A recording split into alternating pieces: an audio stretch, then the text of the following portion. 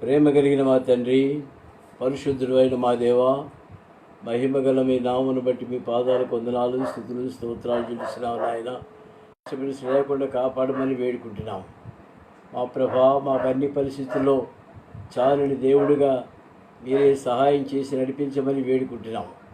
Corona virus కేసుల గురించి ప్రార్థిస్తున్నాం. నాయన ఎంతోమంది ఎన్నో ఇబ్బందులు పడుతున్నారు. మా తండ్రి దయ చూచి ఈ కరోనా వైరస్ ఎంతటితో ముగించమని వేడుకుంటున్నాం. మా ప్రభా, దయ చూపించండి, మమ్మల్ని మీరే ఆదుకోనమని వేడుకుంటున్నాం. మమ్మల్ని అయితే మీరు ఇంతవరకు భద్రపరుస్తున్న విధానం బట్టి మీకు వందనాలు. మేమేమై ఉన్నామో అది కేవలం మీ ఉచితమైన కృపాని మీకు స్తుతులు, స్తోత్రాలు చెల్లిస్తున్నాము. నమ్మదగిన దేవుడుగా వాగ్దానాలు ఇచ్చి నెరవేరుస్తూ మమ్మల్ని నడిపిస్తున్న విధానం బట్టి మీ పాదాలకు వందనాలు చెల్లిస్తున్నాను. నాయన దయ చూపించండి, సహాయం చేయండి, మీరే మమ్మల్ని బలపరచమని వేడుకుంటున్నాం. ఈ దినం మా ప్రభా, మేము గడిపే సమయం దీవెనకరంగా చేయండి. ప్రార్థించే ఆత్మను మా పైన కుమ్మరించమని వేడుకుంటున్నాం. మా ప్రభా, దయ చూపించండి, మీరే కనికరించి సహాయం చేయమని వేడుకుంటున్నాం. జ్యోతి తల్లిని మీ మహిమలోనికి మీరు పిలుచుకున్నందుకు మీకు వందనాలు చెల్లిస్తున్నాము. మా ప్రభా, దయ చూపించండి, మీరే కుటుంబాన్ని ఆదరించి బలపరచమని వేడుకుంటున్నాం. మా ప్రభా, మా తండ్రి, అన్ని విషయాల్లో మీ దీవెనలు మాకు దయచేయండి. నాయన చాలా కాలంగా పెరాలసిస్తో బాధపడుతూ ఉంది. మా ప్రభా, మరి ఈ దినం 5 గంటలకు మీరు మీ దాసురాలు మీ మహిమలోనికి పిలుచుకున్నారు. అందును బట్టి మీకు వందనాలు చెల్లిస్తున్నాము. అది కేవలము అది మీ చిత్తమని, అది అవునని కానీ కాదని కానీ మేము చెప్పలేము, కానీ మీ చిత్తాన్ని మీరు నెరవేర్చుకున్నారు. మీకు స్తోత్రాలు. కుటుంబాన్ని మాత్రం మీరు ఆదరించండి, ధైర్యపరచండి, బలపరచండి. మా తండ్రి, మాకు అన్ని విషయాల్లో మీ దీవెనలు మాకు దయచేయమని వేడుకుంటున్నాం. మమ్మల్ని మీ స్వాధీనపరుచుకుంటూ మహిమ, ఘనత, ప్రభావం మీకు ఆరోపించుకుంటూ యేసు ప్రభు నామం పేరిట స్తుతించి ప్రార్థించి వేడుకుంటున్నాము తండ్రి. ఆమె. ఓ పాట పాడుకుందామండి. 568, పాత నంబరు 481. కరుణించుము నా యేసువా, కనికరమంద ఐశ్వర్యుడా.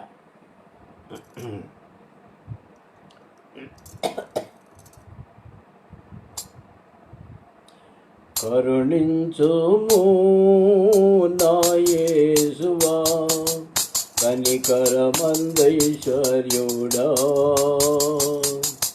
రేయింబగళ్ళు నే నిలుగెత్తి మొరపెట్టు ప్రార్థనకు చెవియొగ్గుమా.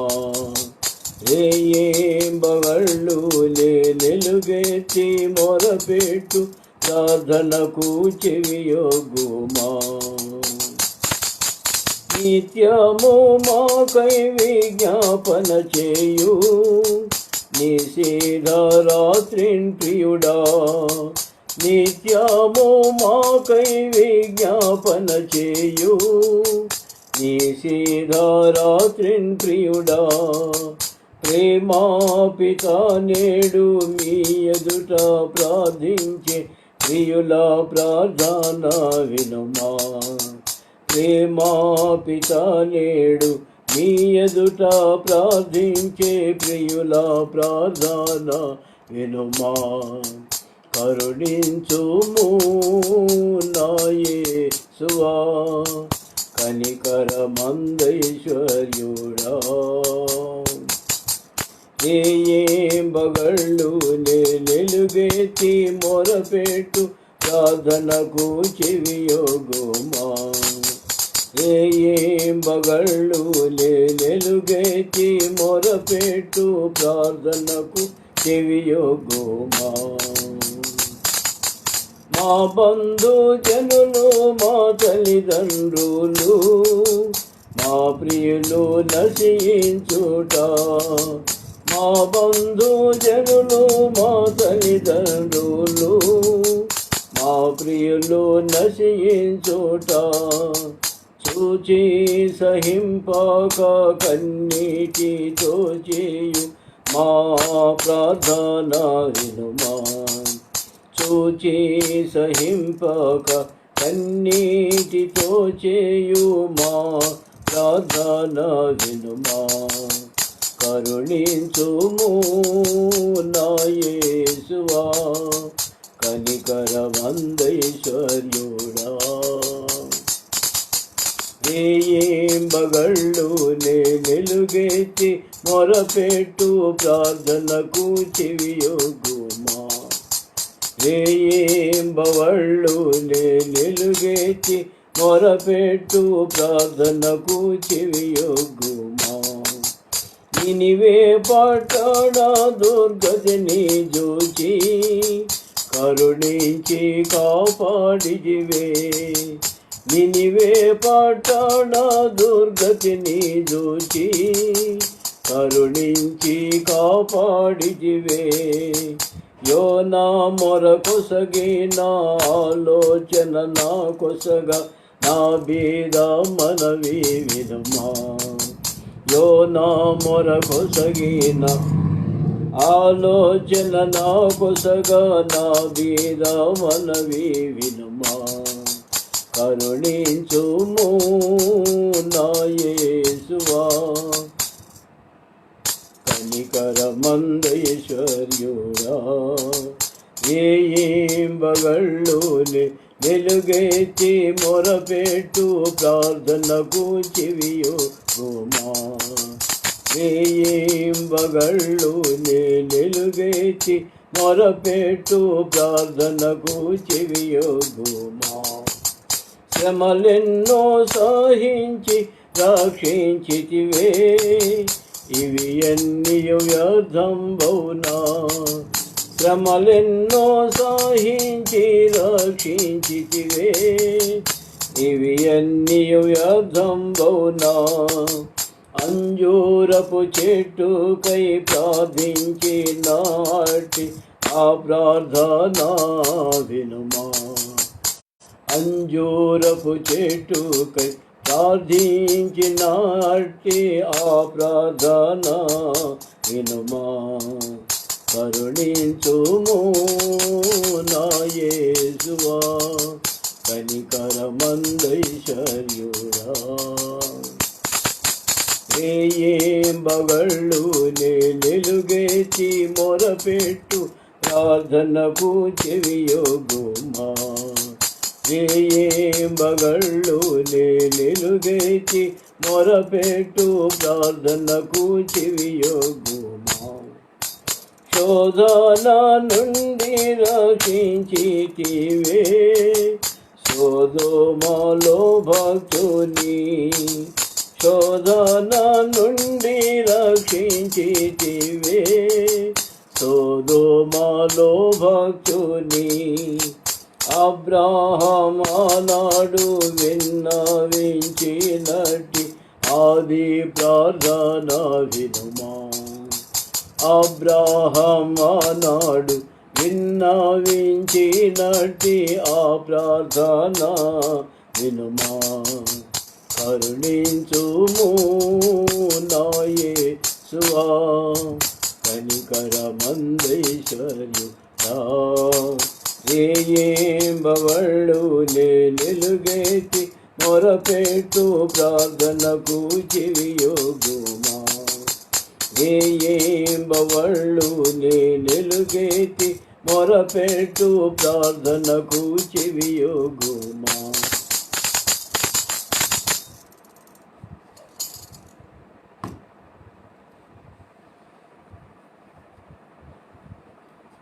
యెహోషువ గ్రంథము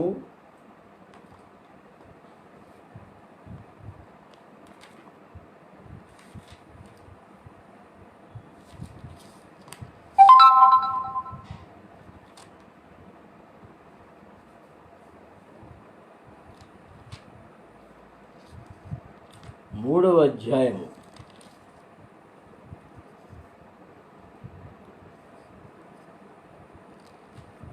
యెహోషువ గ్రంథము 3వ అధ్యాయము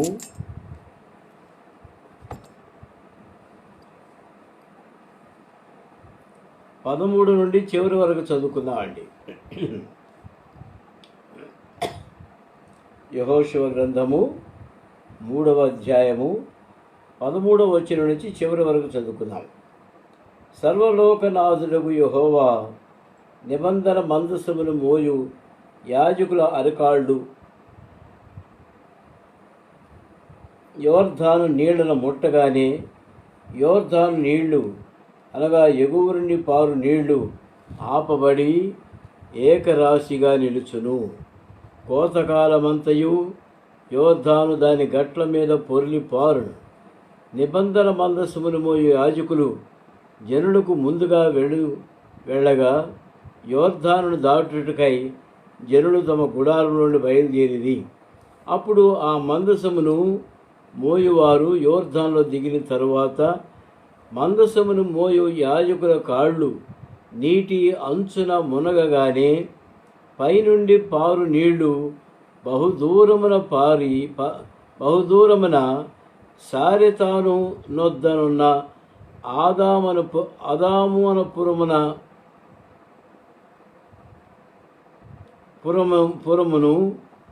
పురమునకు దగ్గర ఏకరాశిగా నిలిచెను.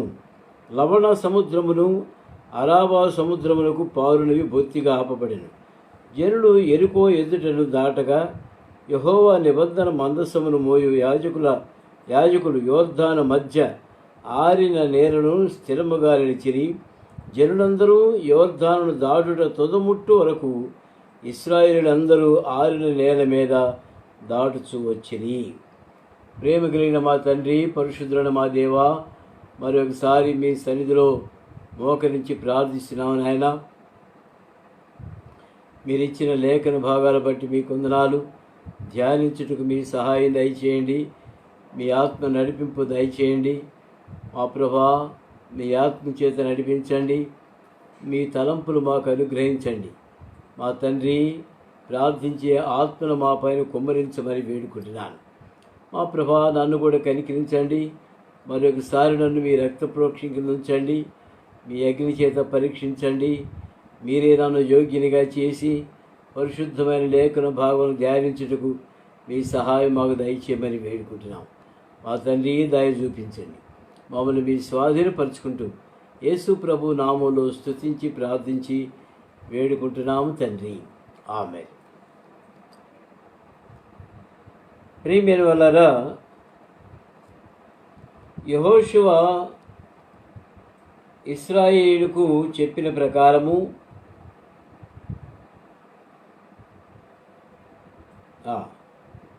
11వ వచనం చెప్పిన ప్రకారం ఏమని? జీవము గల దేవుడు మీ మధ్య ఉన్నాడనియు, ఆయన నిత్యముగా మీ ఎదుటి నుండి కనానీయులను, హిత్తీయులను, హివ్వీయులను, పెరిజీయులను, గెర్గాషీయులను, అమోరీయులను, యబూసీయులను వెళ్ళగొట్టుననియు దీనివలన మీరు తెలుసుకొందురు. దేవుడు ఇశ్రాయేలుకు ముందుగానే వాగ్దానం ఇచ్చాడు. మీరు స్వాధీనపరచుకొనబోయే దేశము, అందులో ఉండేటువంటి ప్రతి ఒక్కరిని కూడా మీరు ఎవరిని? హిత్తీయులు అంటే గర్విష్ఠులు, హివ్వీయులు, పెరిజీయులు, గెర్గాషీయులు, అమోరీయులు, యబూసీయులు అందరినీ వెళ్ళగొట్టమని, వాళ్ళందరినీ దగ్గర నిలవలేరు. మీరు వెళ్ళాలి, వాళ్ళని తరమాలి, ఆ దేశాన్ని మీరు ఆక్రమించుకోవాలి అని దేవుడు చెప్పిన రీతిగా ఆ మాటలు ఇశ్రాయేలు చెప్పిన తర్వాత ఆ వాగ్దానం వీళ్ళు తెలుసుకొని వాళ్ళు ఎంతగానో ధైర్యపడ్డారు. ఏ వాగ్దానం అది? ఏ వాగ్దానం అండి? జీవము గల దేవుడు మీ మధ్య ఉన్నాడు. జీవము గల దేవుడు మీ మధ్య ఉన్నాడు అనగా దేవుడే మన మధ్యలో ఉంటే ఇక మనకి ఎంతో ధైర్యంగా ఉంటుంది కదండి. మనం కూడా జీవము గల దేవుని యొక్క సన్నిధి ఎప్పుడు కూడా మనకు తోడుగా ఉండాలని మనం ప్రార్థించుకోవాలి. డ్యూటీకి వెళుతున్నప్పుడు, ప్రభా డ్యూటీకి వెళుతున్నాను నాయన, మీ సన్నిధి నాకు దయచేయండి, మీ జ్ఞానం నాకు దయచేయండి, మెళకువను అనుగ్రహించండి. మా తండ్రి, మిమ్మల్ని ఘనపరచుటకు నాకు సహాయం చేయండి. మీ సన్నిధి నాతో ఉంచితే నాకు అది సక్సెస్ఫుల్గా ఉంటుంది నాయన అని ప్రభు సన్నిధిలో ప్రార్థించుకొని బయలుదేరాలి. నేను ఏదో ఒక్కసారి తప్ప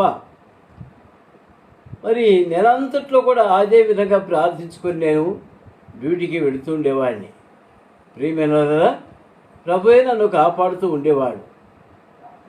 డ్యూటీలో అనేకమైన శ్రమలు వస్తాయి, ఇబ్బందులు వస్తాయి, శత్రువులు ఉంటారు. ఎన్ని ఉన్నప్పటికీ శత్రువుల మీద, శత్రువుకి నా పైన విజయం కలగకుండా కాపాడిన దేవుడు నేను సాక్షిస్తున్నాను. ప్రియమైన కొంతమంది అయితే ఎన్నో రకాల పిటిషన్లు పెట్టారు, ఒక్కటి నిలబడలేదు. ఆ విధంగా ప్రభు సన్నిధి మనం కోరుకున్నప్పుడు మీరు మాతో ఉంటే మేము ఏ యుద్ధమైనా చేయగలం ప్రభా అని చెప్పగలిగే పరిస్థితిలోకి యెహోషువ వాళ్ళని ధైర్యపరిచి నడిపించుతున్నాడు. కనుక దేవుని యొక్క సన్నిధి మనలో మన మధ్యలో ఉండాలని మనం ఎప్పుడు కూడా కోరుకోవాలి. ఒక మాట చూద్దామండి. ద్వితీయోపదేశకాండము 31వ అధ్యాయంలో ఒక మాట చదువుకుందాం. ద్వితీయోపదేశకాండము 31వ అధ్యాయము 8వ వచనం దయచేసి చదువుకుందామండి. నీ ముందర నడుచువాడు యెహోవా, ఆయన నీకు తోడయుండును, ఆయన నిన్ను విడువడు, నిన్ను ఎడబాయడు, భయపడకుము, విస్మయమందుకుమని ఇశ్రాయేలు అందరి ఎదుట అతనితో చెప్పాను. ఎంత చక్కని మాట చూడండి. నీ ముందర నడుచువాడు యెహోవా. మనం ఎక్కడికి వెళ్తున్నప్పటికీ ఈ వాక్యం మనం దగ్గర పెట్టుకోవాలి. మన వెహికల్స్ మీద పేరు రాసుకోవాలి. ఏంటది? నీ ముందర నడుచువాడు, ఏముందంటే అక్కడ, నీ ముందర నడుచువాడు యెహోవా, ఆయన నీకు తోడయుండును, ఆయన నిన్ను విడువడు, నిన్ను ఎడబాయడు, భయపడకము, విస్మయమందకమని ఇశ్రాయేలు ఎదుట అందరూ అతనితో చెప్పాను. కనుక ప్రియమైన దేవుడు మనకు వాగ్దానాలు ఇస్తున్నాడు, కానీ వాటిని మనం మర్చిపోతాం. నిజానికి ఈ మాట మనం చదువుకున్నాం కదా, ద్వితీయోపదేశకాండం 31:8. మరి ఇది ఎక్కడో చదివానే, ఆ రిఫరెన్స్ ఎక్కడబ్బా అని చెప్పేసి వెతుక్కోవాల్సి వచ్చింది నేను. ప్రియమైన వల్ల ఆ విధంగా మనం మర్చిపోకూడదు. నేనైతే వయసును బట్టి మర్చిపోతాను, కానీ మరి మీరు మర్చిపోవాల్సిన పరిస్థితి కాదు. ఏ పరిస్థితుల్లో కూడా దేవుని యొక్క వాగ్దానం మన కొరకై దాచి ఉంచుంటుండగా, ఆ దాచి ఉంచిన మేళ్ళు ఎంతో గొప్పగా ఉంటుండగా వాటిని అనుభవించేదానికి మనం సిద్ధంగా ఉండాలి, ఇష్టపడాలి. వాగ్దానాలు స్వతంత్రించుకోవాలి. మనం ఏ విధంగా? ప్రార్థనాపూర్వకంగా ఆయనకి విధేయులుగా ఉండి ఆ వాగ్దానాలు, ఆయన ఇచ్చిన వాగ్దానం మనం స్వతంత్రించుకునే వారంగా ఉండాలి. అప్పుడే దేవునికి మహిమ, మనకు కూడా క్షేమం. ప్రియమైన మరి ఈ సంవత్సరం దేవుడు మనకందరికీ వాగ్దానాలు ఇచ్చాడు, కానీ ఎవరికి ఏ వాగ్దానం ఇచ్చాడో ఇప్పటికిప్పుడు గబక్క నేను మైక్ ఆపేసి చెప్పన్నాను అనుకోండి, ఆన్ చేసి చెప్పన్నాను అనుకోండి, ఎంతమంది చెప్పగలరండి?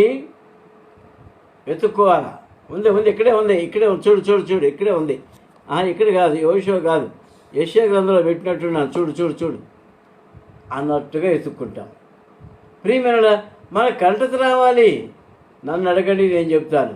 నీ గంపయు, నీ పిండి పీసుకు తొట్టియు ఎల్లప్పుడూ ఆశీర్వదించబడును. అది ఈ సంవత్సరం దేవుడు నాకు ఇచ్చిన వాగ్దానం. ప్రియమైన వలరా, మరి ఆ విధంగా మనందరూ కూడా దేవుడిచ్చిన వాగ్దానాలు గుర్తుపెట్టుకోవాలి. ఇందులో 31:8 నీ ముందర నడుచువాడు యెహోవా, ఆయన నీకు తోడయుండును, ఆయన నిన్ను విడువడు, నిన్ను ఎడబాయడు, భయపడకుము, విస్మయమందకమని ఇశ్రాయేలు అందరితో ఎదుట అతనితో చెప్పాను. ప్రియమైన మనం జనరల్గా భయపడుతుంటాం. అమ్మో ఇది వచ్చింది, ఇదేమవుద్దని, ఇది ఎన్ని రోజులు ఉంటుందోనే అని చెప్పేసి మనం భయపడుతూ ఉంటాం. తప్పండి. చిన్నపిల్లలు భయపడతారు, కప్పను చూసి భయపడతారు, బాత్రూంలో కాక్రోచ్ని చూసి భయపడతారు. అయితే పెద్దవాళ్ళగా మనం ఏం చేయాలి? వాళ్ళకి ధైర్యం చెప్పాలి. ఎందుకు? చిన్నప్పుడు మనం కూడా భయపడ్డాం కదండి. కప్పనేంటి, చీమను చూసి కూడా భయపడతాం. అమ్మమ్మో ఏదో పాగుతుంది అన్నట్టుగా భయపడతాం. ప్రియమైన వల్లరా, ఈ భయం అనేది, భయము అంటే అవిశ్వాసము, నా డిక్షనరీలో నేను చెప్పేది. కనుక భయపడ్డాము అంటే దేవుని యొక్క సన్నిధి మనతో లేదు అనుకోవటం అన్నమాట. దేవుడు మన దగ్గర లేడు అనుకోవటం భయపడటం అంటే. ప్రియమైన కదా, ఇటువంటి బలహీనత ఇంకా మనలో ఉంటే ఆ వాగ్దానం జ్ఞాపకం చేసుకుందాం. ఇంకా చాలా ఉన్నాయండి ఇటువంటి వచనాలు.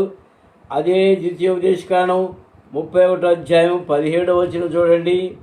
17 కావున నా కోపము ఆ దినమున వారి మీద రగులుకొనును, నేను వారిని విడిచి వారికి విరోధులగును, వారు క్షీణించిపోవుదురు, విస్తారమైన కీడులు ఆపదలు వారు ప్రార్థించును. ఆ దినమున వారు దేవుడు మన మధ్య ఉండకపోయినందున కదా ఈ కీడులు మనకు ప్రార్థించినందుకు అనుకుందరు. ఇక్కడ నెగటివ్ సెన్స్లో అర్థం చేసుకోవాలి మనం. చివరిలో ఏమనుకుంటారు? భయపడి క్షీణించిపోయి చివరిలో ఏమనుకుంటారు? దేవుడు మన మధ్యలో లేకపోవటం వల్ల కదా ఈ కీడంతా మనకు సంబంధించింది, దేవుడు మనతో ఉంటే ఈ కీడు మనకు సంభవించేది కాదు అని దాని అర్థం.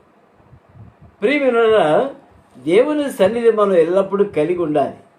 ఎటు వెళ్ళినా దేవుని వాక్యం మనం తీసుకుని వెళ్ళటం అలవాటు చేసుకోవాలి. ఆ దినాల్లో మందసం ఉంటేనే వాళ్ళు యుద్ధాలు జయమొందేవాళ్ళు, మందసం లేనప్పుడల్లా వాళ్ళు ఓడిపోతూ ఉండేవాళ్ళు. ప్రియమైనవారా, ఈ దినాల్లో మన దగ్గర మందసం లేదు, కానీ దేవుని పరిశుద్ధ గ్రంథమే మనకు మందసం లాంటిది. అన్నీ అందులో ఉన్నాయి కనుక ప్రియమైనవారా, మందసమును మోసేది మనం నేర్చుకుందాం. ముందుకు వెళ్ళిపోదామండి. సర్వలోకనాథుడుకు యెహోవా నిబంధన మందసము మోయు యాజకుల అరికాళ్ళు యోర్దాను నీళ్లను ముట్టగానే యోర్దాను నీళ్లు అనగా ఎగువ నుండి పారు నీళ్లు ఆపబడి ఏకరాశిగా నిలుచును. తీసుకుని వెళ్తున్నారు, మందసాన్ని మోస్తూ వెళుతున్నారు. ఎవరండి? లేవీయులు, యాజకులు. యోర్దాను నది దగ్గరికి వెళ్ళారు. అక్కడికి వెళ్ళిన వెంటనే ప్రభు చేసే అద్భుతం ఏంటో చూద్దామండి. ఈ అద్భుతాలు దేవుని పరిశుద్ధ గ్రంథంలో చాలా చోట్ల రాయబడ్డాయి. కీర్తన గ్రంథము 66, కీర్తన 66.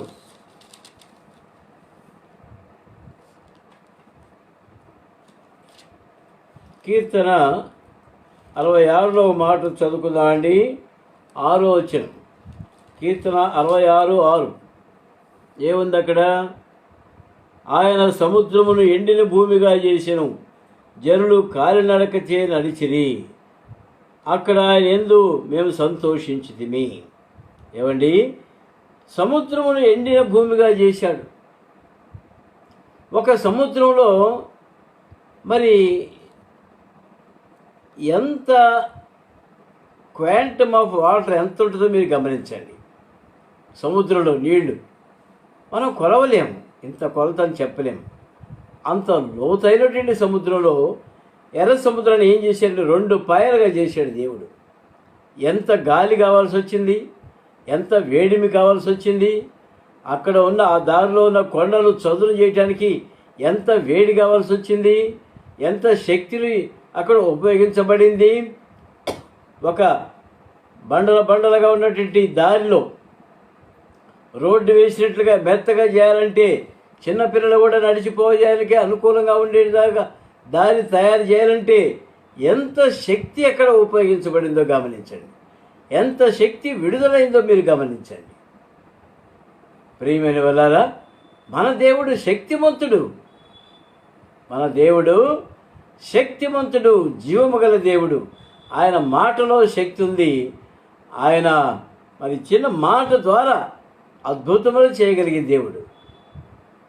దేవుడు సముద్రాన్ని విడదీసింది దేవుడు కాదు, మోషేను వాడుకున్నాడు. మోషే ద్వారా సముద్రాన్ని దేవుడు విభజించాడు.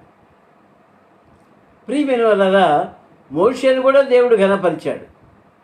మోషే చేతిలో కర్ర ఆ విధంగా చూపించిన వెంటనే ఆ శక్తి ఎక్కడి నుంచి వచ్చిందో సముద్రం 2 పాయలు అయిపోయిందండి.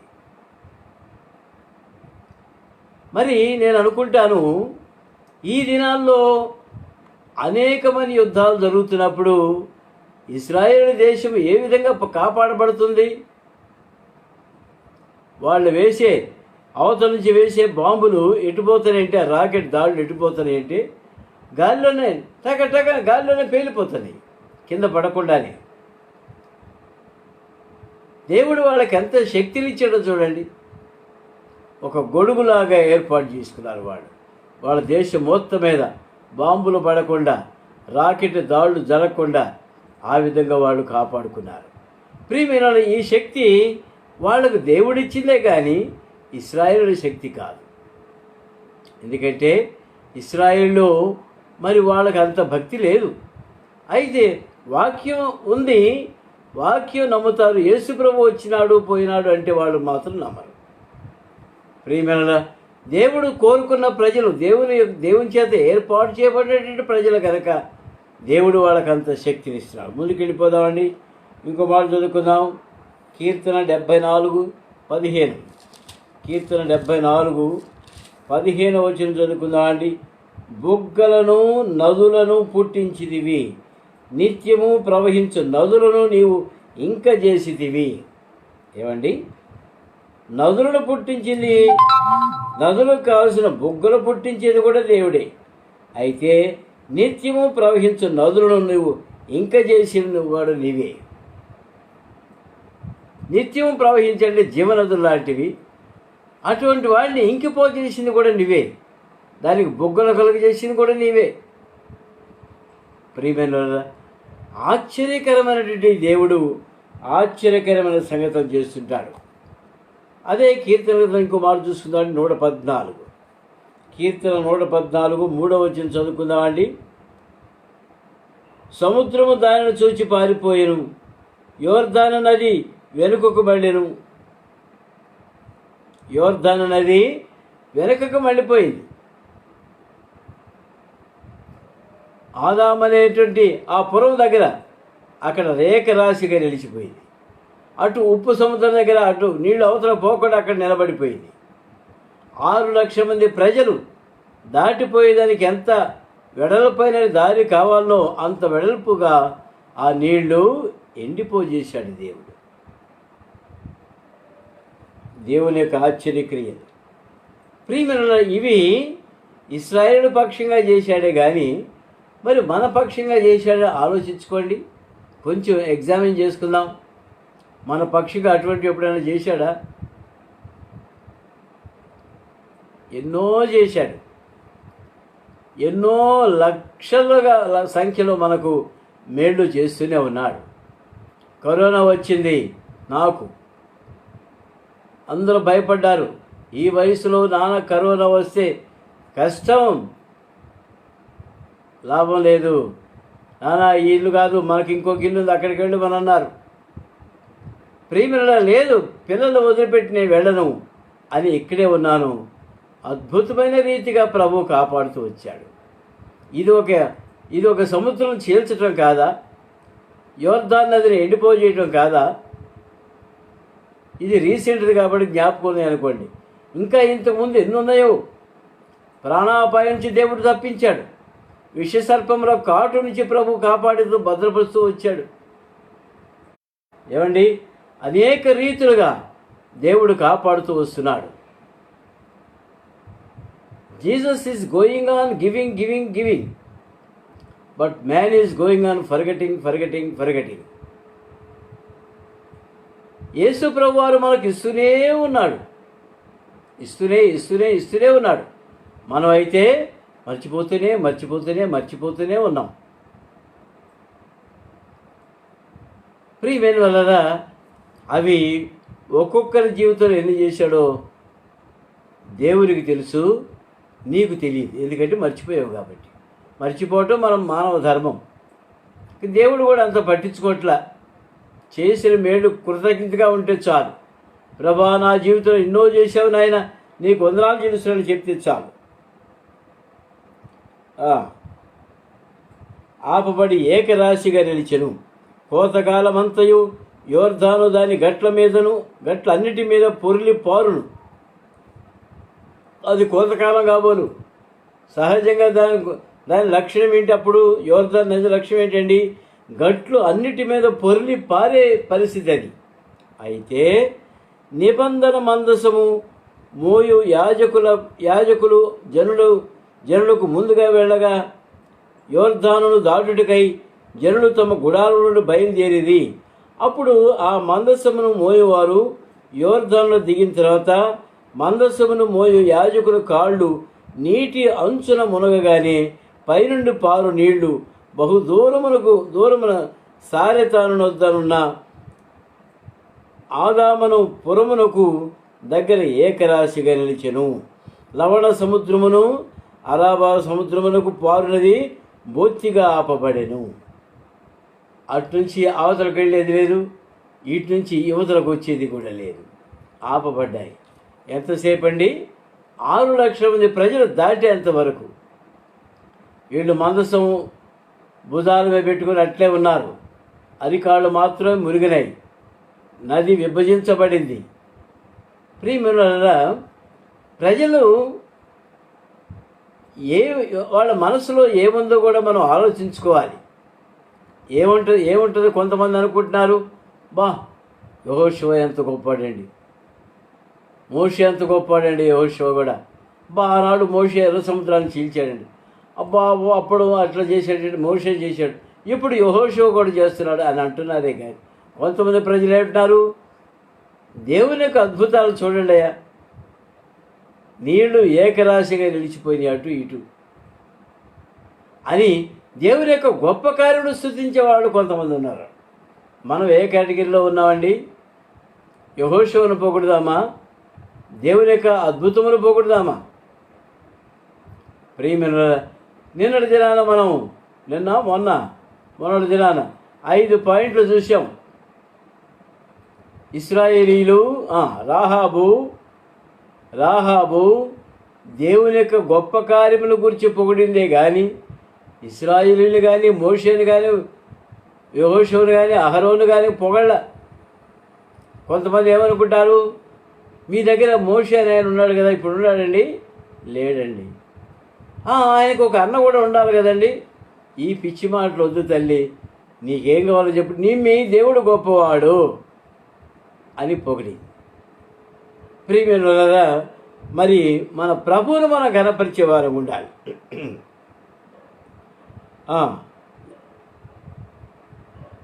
బొత్తిగా ఆపబడింది.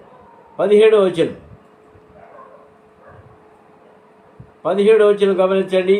జనులు ఎరుకో ఎదుట దాటగా యెహోవా నిబంధన మందసమును మోయు యాజకులు యోర్దాను మధ్య ఆరిన నేలను స్థిరముగా నిలిచిరి. జనులందరూ యోర్దానును దాటడం తుదముట్టు వరకు ఇశ్రాయేలులందరూ ఆరిన నేల మీద దాటుచూ వచ్చింది. ఏమండి, ఇశ్రాయేలులందరూ కూడా ఆరిన నేలను దాటుతూ వచ్చారు. ఇక్కడ కొన్ని మాటలు కూడా చూద్దాం. రోమీయులకు రాసిన పత్రిక 6వ అధ్యాయం. రోమీయులకు రాసిన పత్రిక 6వ అధ్యాయం. యోర్దాను నది దాటడం అంటే ఏంటి? యోర్దాను నది అనేది మరణ నది అని అంటారు. అనగా దాన్ని దాటుతున్నామంటే ఏంటి? యేసుక్రీస్తు ప్రభు వారితో పాటు ఆయన మరణంలో మనం పాలు పొందటం యోర్దాను నది దాటడం అంటే. ఆయన మరణంలో పాతి పెట్టబట్టం, తర్వాత ఆయనతో పాటు సజీవులుగా మనం కూడా లేపటం. రోమీయులకు రాసిన పత్రిక 6వ అధ్యాయం 3-4 వచనాలు చదువుకుందామండి. రోమా 3:4, 6వ అధ్యాయం 3-4. క్రీస్తు యేసులోనికి బాప్తిసం పొందిన మనమందరమును ఆయన మరణములోనికి బాప్తిసం పొందుతున్న మీరు ఎరుగరా? కాబట్టి తండ్రి మహిమవలన క్రీస్తు మృతుల నుండి ఎలాగ లేపబడినో అలాగే మనమును నూతన జీవం పొందిన వారమై నడుచుకున్నట్లు మనము బాప్తిసం వలన మరణములో పాలు పొందుటకై ఆయనతో కూడా పాతి పెట్టబడితిమి. ఇప్పుడు అర్థమైందండి యోర్దాను నది దాటడం అంటే. ఇంకో మాట చూసుకుందాం. అదే రోమా పత్రిక 6వ అధ్యాయము 11వ వచనం చదువుకుందాం. 11వ వచనం. అటువలే మీరును పాపము విషయమై మృతులుగాను దేవుని విషయమై క్రీస్తు యేసునందు సజీవులుగాను మిమ్మల్ని మీరే ఎంచుకొనడి. ఏమండి, పాపం విషయమై మృతులైన వారు, దేవుని విషయమై క్రీస్తు యేసునందు సజీవులుగా ఉన్నాం మనం. ఇది యోర్దాను అనేది దాటడం అంటే. ఇంకో మాట చూసుకుందామండి. ఎఫెసీయులకు రాసిన పత్రిక 2వ అధ్యాయంలో ఒక మాట చదువుకుందాం. 2 నిమిషాలు ముగిస్తానండి. ఎఫెసీయులకు రాసిన పత్రిక 2వ అధ్యాయము 5-6 వచనాలు చదువుకుందామండి. 2-5-6 వచనాలు. అయినను దేవుడు కరుణా సంపన్నుడై ఉండి మనము మన అపరాధముల చేత చచ్చిన వారమై ఉండినప్పుడు సైతము మన ఎడల చూపిన తన మహాప్రేమ చేత మనల్ని క్రీస్తు కూడా బ్రతికించెను. కృపచేత మీరు రక్షించబడి ఉన్నారు.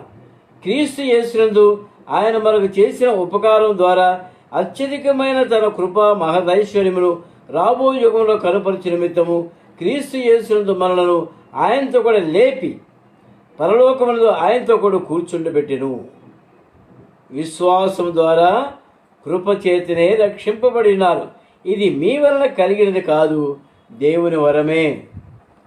కనుక ప్రియమైనవారా, ఆ విధంగా యోర్దాను నది దాటినటువంటి అనుభవం మనకు కూడా ఉండాలి. యోర్దాను నది దాటిన అనుభవం. మోషే విషయము ఇంతకుముందు మీకు చెప్తానన్నాను, సందర్భం వచ్చినప్పుడు చెప్తాను. మోషే యోర్దాను నది దాటలేదు కదండి. మరి మోషే సంగతి ఏంటి తర్వాత ధ్యానిస్తాం. ఇంకో మాట చదువుకుందాం. ఇక్కడ కొలస్సీయులకు రాసిన పత్రిక 3వ అధ్యాయం 1వ వచనం. మీరు క్రీస్తుతో కూడా లేపబడిన వారైతే పైనున్న వాటిని వెదకుడి, అక్కడ క్రీస్తు దేవుని కుడిపార్శ్వమున కూర్చుండినాడు. పైనున్న వాటి మీదనే కానీ భూ సంబంధమైన వాటి మీద మనసు పెట్టుకొనుకొడి. ఏలైనగా మీరు మృతి పొందితిరి, మీ జీవము క్రీస్తు కూడా దేవుని యందు దాచబడి ఉన్నది. మనకు జీవమైన క్రీస్తు ప్రత్యక్షమైనప్పుడు మీరును ఆయనతో కూడా మహిమయందు ప్రత్యక్షపరచబడుదురు. ప్రియమైన వల్ల యోర్దాను దాటిన అనుభవం అందరికీ ఉండాలి. యోర్దానులో దిగి అవతల పోవటం కాదు, లేదా జెరూసలేం వెళ్ళి యోర్దాను నదిలో మునగటం కాదు, లేదా నెత్తి మీద నీళ్లు చల్లుకోవటం కాదండి. యోర్దానుని దాటటువంటి యేసుక్రీస్తు ప్రభు యొక్క మరణ భూస్థాపన పునరుద్ధరణలో మనం సాక్ష్యం ఇచ్చినప్పుడే, అనగా బాప్తిసంలో సాక్ష్యం ఇచ్చినప్పుడే యోర్దాను నది దాటడం అనేది. దేవుడి చిన్న తలంపులు మన కొరకు ఆశీర్వదించును గాక. ప్రార్థనలో ప్రవేశిస్తామండి. దయచేసి గమనించండి. నిన్న మన చిన్బాబు, కీర్తి, శాంతి వ్యాక్సిన్ తీసుకున్నారు. మరి ఇద్దరు బాగానే ఉన్నారు, కానీ కీర్తికి జ్వరం వచ్చింది. తగ్గుద్దేమో అనుకున్నాము, కానీ అది ఇంకా తగ్గల. దయచేసి ప్రార్థించండి. ఈ రాత్రి కన్నా జ్వరం వదిలిపెట్టేదానికి ఆ బిడ్డ కోసం, కీర్తి భూషణ్ బిడ్డ కోసం ప్రార్థించండి. తర్వాత జ్యోతి తెలుసు కదా మీకు, మొన్ననే ఉద్యోగం వచ్చింది. ఆమె తల్లి 1 సంవత్సరంన్నర నుంచి పెరాలసిస్ స్ట్రోక్తో ఉంది. మరి ఈ దినం 5 గంటలకి ప్రభు సన్నిధికి వెళ్ళిపోయింది. ఆ కుటుంబం కొరకు, ఆదరణ కొరకు ప్రార్థించండి.